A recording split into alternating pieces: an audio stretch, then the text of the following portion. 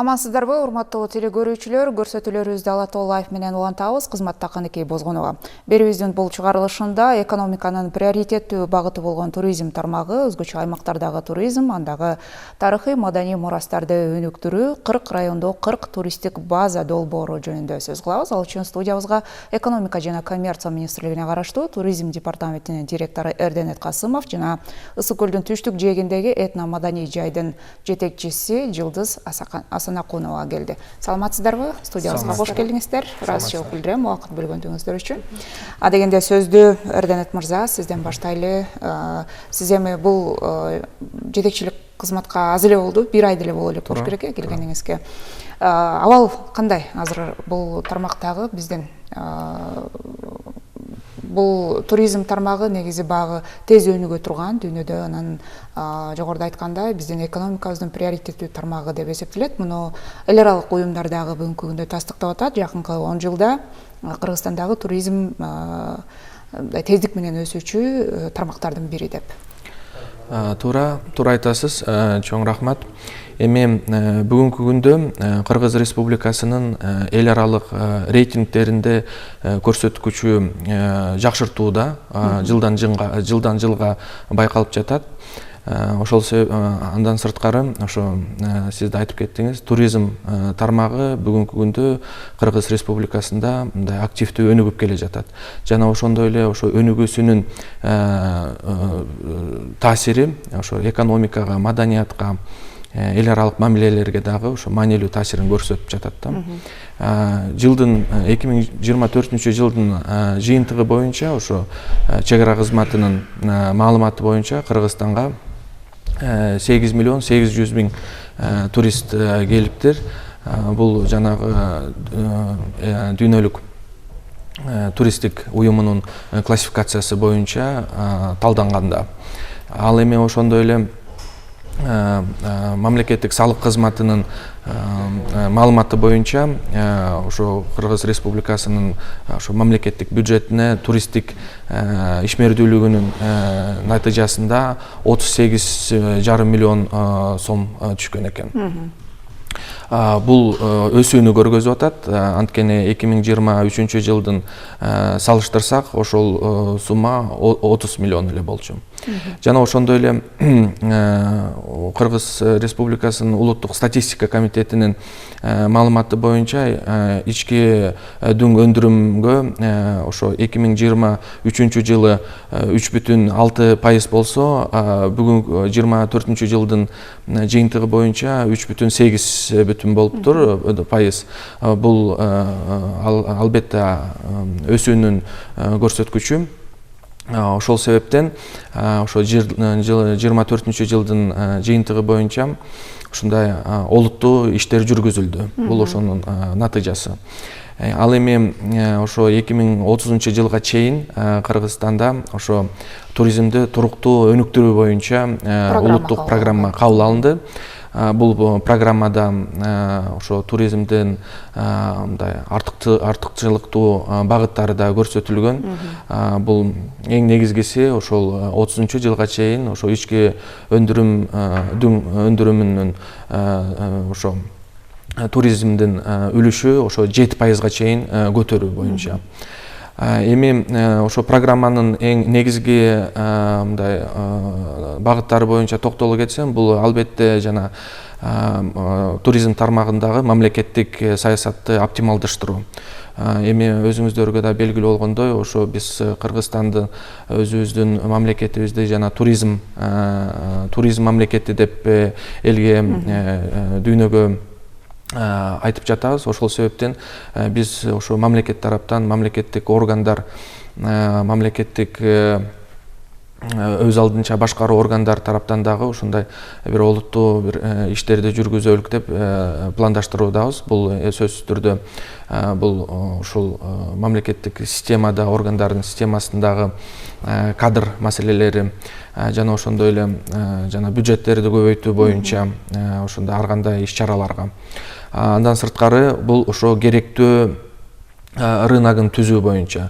Эми биз азыркы учурда ошо ар кандай билесиздер, Кыргызстанда ар кандай фестивалдар болуп атат.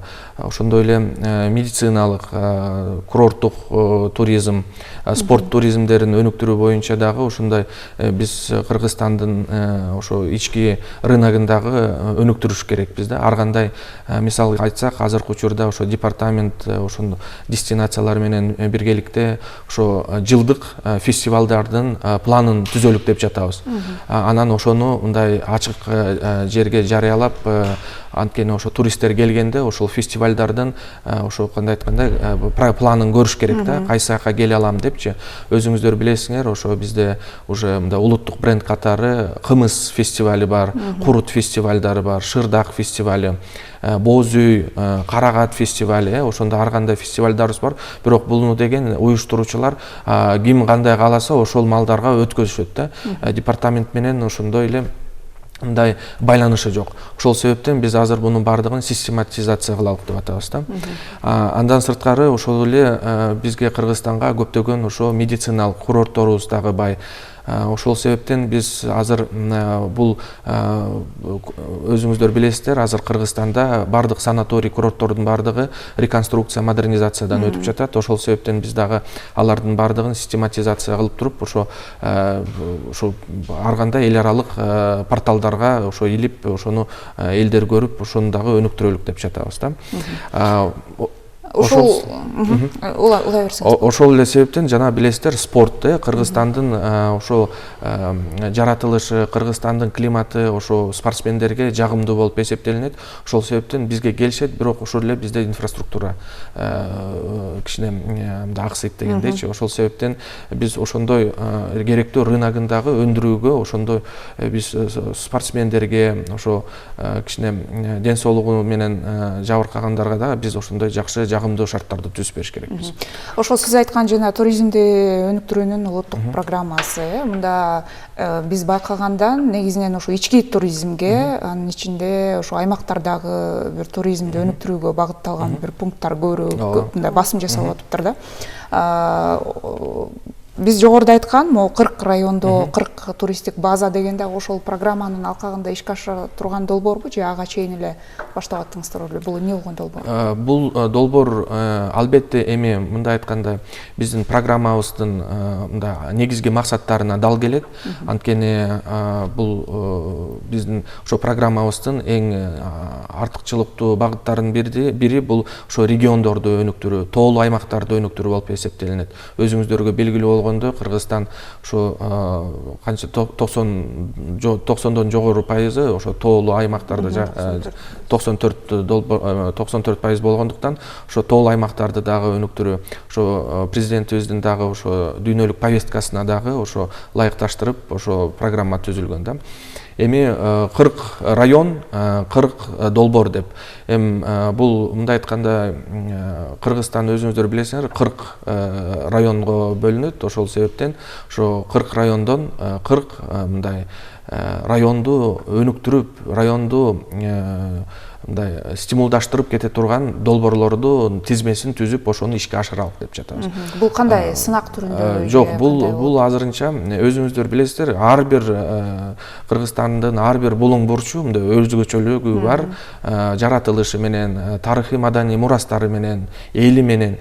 Ошол себептен биз азыркы учурда ошо жергиликтүү өз алдынча башкаруу органдары менен азыр топтоо иштерин жүргүзүп жатабыз.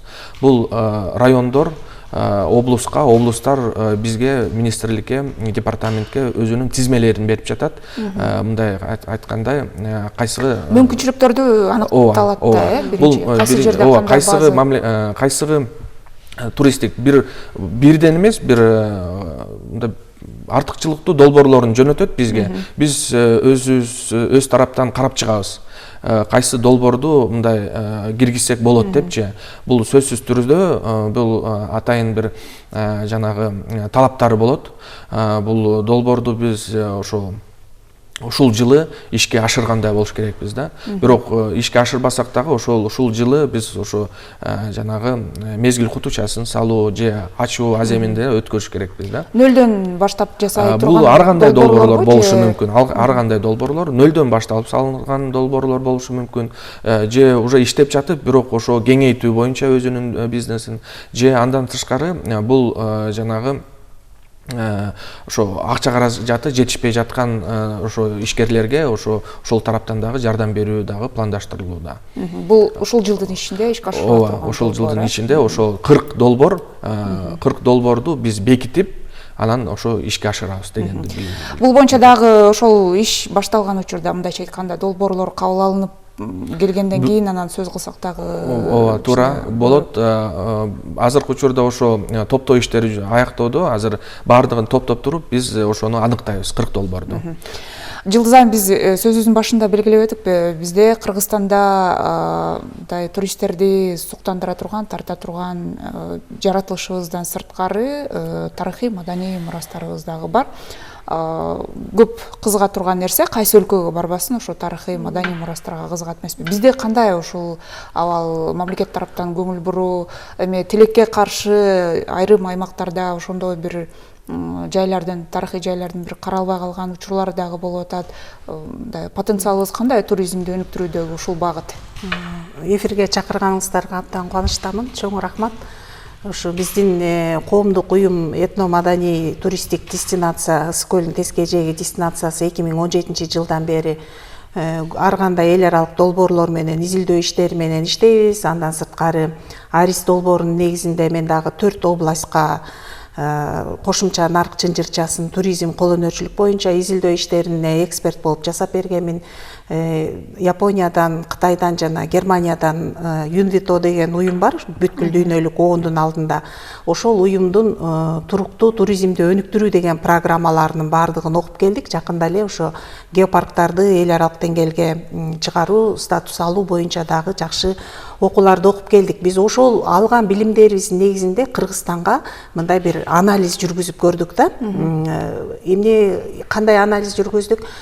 Бизде көбүнчө ошо туристтерге табиятыбызды гана көрсөтүп, бирок ошол көрсөткөн табият дагы туристтер үчүн бекер эле көрсөтүлүп атат. Анан бизде мындай маданиятты туризмдин эң негизги бир өзөгү катары көрбөй атабыз да. Башка жакты карап көрүңүздөр, башка өлкөлөрдө мындай жок тарыхты жаратышат. А бизде тарыхый объектилер, геологиялык мурастар, жер мурастары, археологиялык мурастарыбыз, маданий мурастарыбыз баардыгы сонун тейден сакталып турат. Кудайга шүгүр, кыргыз эли ошол биздин тилибизди, маданиятыбызды сактап алып жүрүүчүлөр катары дагы дүйнөгө өзүнүн мындай жакшы жүзүн көрсөтө алды көчмөндөр оюну аркылуу. Жана ал биздин маданий мурастарыбыз, тарыхый мурастарыбыз бүткүл дүйнөлүк мурастардын тизмесине ЮНЕСКОга киргендиги дагы буга мындай далил болуп турат. Эми тарыхый маданий мурастарды карап көрсөк, ошол 7 областтын өзүнүн 7 өзүнчө өзгөчөлүктөрү бар да. Нарын областын алып карап көрсөк, бул мындай нукура кыргыздардын каада салты, наркы, тили сакталып, кылымдардан бери сакталып турган элдин өзөгү турган аймак, этнографиялык аймак. Жана ошондой эле Кошой Коргон менен Ташырабадтын өзүнүн бүгүнкү күндөгү калдыктары болобу сакталып турушу бул табылгыс мурас. Эгерде биздикиндей тарыхый мурастар, биздикиндей Манас эпосы, биздикиндей ошондой тарыхый объектилер, археологиялык мурастар Өзбекстанда же Түркияда же Кытайда болгондо, алар эч жак эле мамлекет тарабынан ушул тарыхый маданий мурастарды монетизация кылып, күнүнө күмүш, айына алтын тапкан объектилерге айландыра алмак. А бүгүнкү күндө бизге эмне тоскоол болуп атат? Мынакей азыр 25-жылдан 30-жылга чейин программалар кабыл алынды. Ошол программанын 6-артыкчылыгында региондордун туризмин өнүктүрүү, аймактардагы социалдык, экономикалык элдин жашоосун ошол объектилерди пайдалануу менен жакшыртуу деп атат. Бирок бүгүнкү күндө райондун программасын карап көрөлү, айыл өкмөттөрдүн программасын карап көрөлү, бир дагы мамлекеттик бюджеттин ичинде ушул туризмдин өнүктүрүү программалары жана бюджеттерде бөлүнгөн акчалар жок. Жанакы айыл өкмөттө 12 артыкчылык менен акча бөлүнсө, эң акыркы артыкчылыгы спорт маданий иш-чараларына деген акча бөлүнөт. Мынакей азыр экранда Таш Рабатты көрүп атабыз, 11-кылымдагы архитектуралык тарыхый мурас. Орта Азияда бул Таш Рабатка теңдеши жок. Мындай тең келе турган, теңдешсиз да тең келе турган архитектуралык тарыхый мурас жок. Бул мураста эки легенда айтылат. Бирөөсү уламыштарды карап көрсөк, бирөөсү хан сарай болгон, экинчиси кербен сарай болгон деп. Мына бүгүнкү күндө макул ошол экөө тең бир мындай талаш ой жаратпаш үчүн ушунун ичине сонун макеттерди жасап, бүт тилдерде QR коддорду коюп, тарыхын жазып, ушу Таш Рабаттын кирүү акысын 500 сом кылып койсо, жылына 50 000 турист келсе, ошол айыл өкмөткө жергиликтүү эл казынасына канчалаган акча киреше. Мына бүгүнкү күндө мамлекетке ар бир ушинтип объектиден кире турган жерлер бизде жүздөп саналат. Бирок мамлекет ошону бүт бардыгын анализ жасап, изилдөө жасап, изилдөөнүн негизинде анализ жасап, анан кийин баягы мамлекеттик деңгээлде көз караш, бир ой, максат болуш керек да 30-жылга могу программаны ким ишке ашырат. Ар бир мамлекеттик стратегиялык программа болобу же пландар болобу ылдыйдан өйдө өнүгөт. Элге жакса ошол программа эл өнүктүрөт. А эгер жогору жактан эле канчалаган 30 жылда стратегиялык пландар жазылды, бирок кабинеттерден ашпай калды да. Эми азыр мынакей Кыргызстанды өнүктүрөбүз деп атабыз, жакшы иштерди кылабыз деп атабыз. Азыр мен айтайын дегеним, ошо 40 райондо 40 долбоор туристтик базаны жасаардан биринчи ар бир район өзүнүн тарыхый, табигый, археологиялык, маданий мурастарын баарын изилдеп, тизмектеп чыгыш керек. Ошонун ичинен анан эң биринчи объект, кайсыл объектти курсак ошол жерден акча алып келет. Мына мисалы үчүн Ысык көлдү айталы, Бедел. Азыр Беделде Кытай тараптан жол ачылат. Кытайда жылына 27-жылдан баштап биринчи жылы 200 000 турист, экинчи жылы 500 000 турист беребиз деп атат. Эгерде азыркындай эле акыбал болсо, анда биздин туристтик объектилерден мамлекеттин экономикасына, эл казынабызга бир тыйын акча түшпөйт.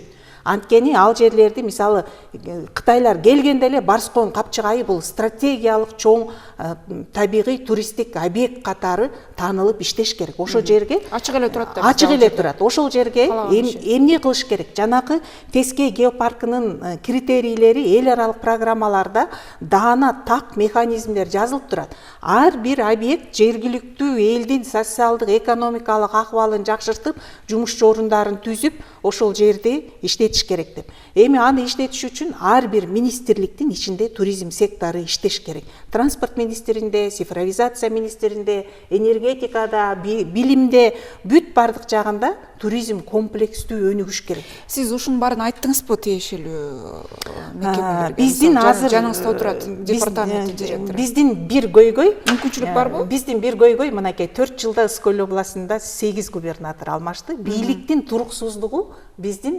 экономикалык, социалдык өнүгүүбүзгө аябай жолтоо болот. Мисалы, Эрденет мырза азыр 5 жыл ушул кызматта, кепилдиги бар кызматта иштей турган болсо, сөзсүз могул программа ишке ашышына кепилдик болот. Эрденет мырза мында жаңы келди да, эми айтсаңыз болот. Ушул суроону жооп берип коюңузчу, дароо эле ушул жерден. Жылдыз эже туура айтты. Туризмди өнүктүрүү үчүн жергиликтүү өз алдынча башкаруу органдары ошо өзүнүн туристтик объекттерине мындай олуттуу мамиле жасаш керек. Мына мисал келтирейин. Функционалдуу милдеттерин жок, сиздер саясатты жүргүзүп атасыздар да, мында сырткары туризмди өнүктүрүү фонду бар бизде, алар. Мен акырындан ошого азыр келатам. Сиздер саясат жүргүзүп атасыздар, ошо жергиликтүү бийликке мындай таасириңиздер барбы ошол нерсени жасап? Сөз албетте бар. Биз азыр мына ошол 40 район, 40 долбоордун алкагында биз жергиликтүү өз алдынча башкаруу органдары менен эми тыгыз иштешебиз. Алар менен ошо алар өздөрүнүн мындай айтканда тизмелерин бергенде биз карап чыгып, алар менен ошо талдап, кайсы долбоорго акча бөлүнүш керек, кайсы долбоорго жер бөлүп бериш керек, кайсы долбоорго дагы мамлекет тараптан колдоо көргөзүш керек деген ушундай биз эми ушул райондор менен тыгыз иштейбиз. Анан ушул сунуш райондордон өйдө мындай жанагы айтканда бийлик вертикаль болуп менимче жана программада дагы ошо жергиликтүү бийликке өзгөчө багытталган бөлүмдөр бар. Албетте. Ошол сунуш ылдый жактан өйдө чыгыш керек да. Мына бизде деген ушундай долбоор бар, ошону колдоп берип, мына ушул долбоорго мындай нерселер жетишпей атат деп ошо ылдый жактан. Бул жергиликтүү өз алдынча башкаруу органдары бул ошо департаменттин мойнуна илип койбош керек. Бул бардыгы мындай айткандай өз аракеттенүү менен иштеш керекпиз да, ар бирибизчи. Анан эже жанагы айтып кетти, тарыхый маданий мурастарыбыз боюнча, жаратылыш боюнча, монетизация боюнча. Биз эми турист келгенде ал акчаны төлөгөндө бул ушул жердин шарты болуш керек, жагымдуу шарттарын түзүп бериш керек. Инфраструктурабыз жок. Ал жерде коопсуздук. Ошону менен айтат элем да, биз азырынча ошол биздин дагы ушул программанын эң артыкчылыктуу багыттарынын бири ошол инфраструктураны өнүктүрүү. Бир нерсени акча алардын алдында биз деген ошол инфраструктураны жасап, ошол эле мындай айтканда сиздер жасай албайсыздар. Жок, бирок биз инвесторлорго, жергиликтүү өз алдынча башкаруу органдарына, инвесторлорго ушундай жагымдуу шарттарды түзүп бериш керекпиз. Жана ошондой эле туристтер үчүн. Турист келип туруп, мына ошол эле Таш-Рабатка барганда, мына кирердин мына ошол корукка айтайын кирди, бир $50 таштады дейлик. Бирок таштаганга жараша ошол жерде мына ыраазы болуп, дааратканасы болуш керек, тамак ичүүчү жайы болуш керек, ошол жерге кирип гиди болуш керек, англис тилинде болуп, ошону айтып бергендей баардык шарттар түзүлүш керек. Бирок анан бир тилекке каршы азырынча ал жок бизде. Ошол себептен биз эмнеге жок болуп атат деп сурайын деп атам да, Эрденет мырза. Буга чейин биз туризмди айтканда дайыма өлкө аймагында мына көлгө бараткан эле жолду айталы, бир кечирип коюңуз, бир даараткана сала албай аткан мындай мойнубузга алышыбыз керек. Акыркы 2 жылдан бери же 1 жылдан бери респоинттерди салынып атат эми айрым жерлерде, бирок бул деле тез жүрүп аткан жери жок. Эмне себептен ошол эмне тоскоол болуп атат? Жогоруда Жылдыз айым айткандай, чын эле тиешелүү министрликтер менен, ошол эле транспорт министрлиги же башка министрликтер менен тыгыз кызматташуу болбой атабы же кандай? Же каражатка келип такалабы? Жок, бар мындай да. Бизде азырынча эми респоинттарды, мына биздин туризмди колдоо фонду түзүлгөн. Ошол бизде мындай конкреттүү түрдө долбоорлорду ишке ашыруусуна ошо алектенип жатат да. Алардын ичинде ошо респоинттар бар. Анан ошондой эле биз өзүбүздүн жанагы өнөктөштөрүбүз менен биргеликте мына Дүйнөлүк банк аркылуу ошо туристтик маалыматтык борборлорду дагы көлдө курулуп бүттү, 5 туристтик маалымат борбору. Эми бул азырынча мындай айтканда жана дааратканалар боюнча дагы биз ошо жанагы автозаправочный станция деп коет. Ошолорду дагы мындай айтканда социальный нагрузка кылалык деп жатабыз. Анткени бул эми ар бир ошо заправкада жакшы бир дааратканалар болсун депчи. Эми биз азыр туруп бүт жерлердин бардыгына даараткана куруп таштабаш керекпиз да. Аны башкаруу да керек да, көзөмөлдөш керек. Ошол себептен мына өзүңүздөр билесиңер, айрым жерлерде ошо просто биз жанагы ушул жергиликтүү өз алдынча башкаруу органдарына, ошол жактагы ишкерлер менен сүйлөшүп, ошол мындай бирдиктүү дизайн коду менен жазалган жакшынакай дааратканаларды куруу боюнча. Биз азыр ошол эле нерсенин бардыгы биздин программада азыр каралган, ошо дааратканадан тышкары дагы ошондой туристтерге муктаж болгон ошондой инфраструктураларды түзүү боюнча. Программанын ичинде дагы ошол жеңилдетилген кредиттер, ошо мындай айткандай мамлекет тарабынан субсидия, мындай арзан акча боюнча дагы ошондой чаралар дагы көрсөтүлдү да. Жылдыз айым, жыйынтыктоочу сөз сизде. Убактыбыз өтө аз калды. Кыскача айтсаңыз, жогоруда 40 райондо 40 долбоор дегенге, мисалы сиздерде барбы сунуштарыңыздар ошол долбоорго катышат? Биз бүгүнкү күндө ошо тоң 7-8 райондор менен бирге иштешип атабыз. Райондук администрациялар менен координациялык кеңештер түзүп, Биз дагы баягы туризмде 20-30 жылдан бери иштеп калгандыктан өзүбүздүн көз караштарыбызды айтып атабыз, программаларыбызды сунуштап атабыз. Сөзсүз бар. Андан сырткары биз ошо 7 областагы дестинациялар бар да, бизде Кыргызстандагы туризмди ылдыйдан өдө аймактарда өнүктүрүү коомдук уюмдары бар.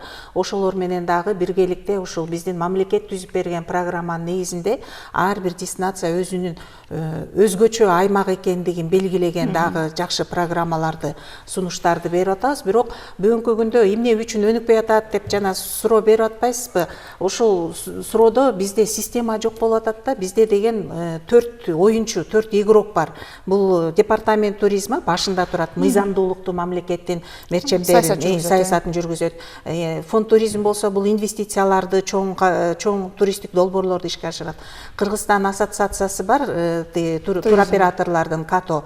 Ал болсо тыштан туристтерди алып келет, ал жакта жалаң бизнес ээлери, туркомпаниялардын ээлери башкарууда отурат. Анан дестинациялар аймактагы бизге окшогон жергиликтүү ишкерлер. Биз азыр бардык ишкерлердин бардыгы биздин потенциалыбыз баягы келген туристтердин курсагын тойгузуп эле жакшы сапаттуу тейлөө менен эле чектелип атабыз. Кеп биякта тейлөөдө эмес, эгерде биз ошо Юнвитонун эл аралык программалардын деңгээлинде кымбат туризмди, жакшы туризмди жасап, биздин ошо ички дүң өндүрүмүбүздү туризм аркылуу өнүктүрөбүз десек, мамлекетте жакшы системалык структура болушу керек. Жана ылдыйдан өдө өнүгүш керек. Мамлекет болгон каржыларынын баарын, субсидия акчаларын, жардамдарын түзмө-түз элге бериш керек. Мисалы, банктардан мен 10% менен туризмди өнүктүрүүгө $1 миллион акча ала албайм. Анткени кепилдигим жок ага. Залог бере албайм. Бул жактарынан жеңилдетсе, Кыргызстан бул туризм үчүн бейиштин бейиши да. Биздин потенциалдай, биздин артыкчылыктай дүйнөдө артыкчылык жок. Болгону ошо мындай мамлекетте туризмди башкара турган адамдардын командасы алсыз болуп атат. Түшүнүктүү. Бизге бөлүнгөн убакыт соңуна келип калды. Сиздерге дагы бир ирет ыраазычылык билдирем. Эрденет мырза, эгерде азыр программабызда айтылбаган сөздөр болсо, кийинки орус тилинде чыгарылышыбызда дагы кененирээк айтып беребиз деген ишенимдебиз. Рахмат, ишиңиздерге ийгилик каалайбыз. Рахмат. Ала Тоо Лайфтын бул чыгарылышында өлкөнүн туризм тармагынан абалы келечеги өзгөчө аймактардагы туризм, андагы тарыхый маданий мурастарды өнүктүрүү, 40 райондо 40 туристтик база долбоору тууралуу маалымат бердик. Суроолорубузга экономика жана коммерция министрлигине караштуу туризм департаментинин директору Эрденет Касымов жана Ысык көлдүн түштүк жээгиндеги этно маданий жайынын жетекчиси Жылдыз Асынакунова жооп берди. Күнүңүздөрдө ийгилик, коштосун.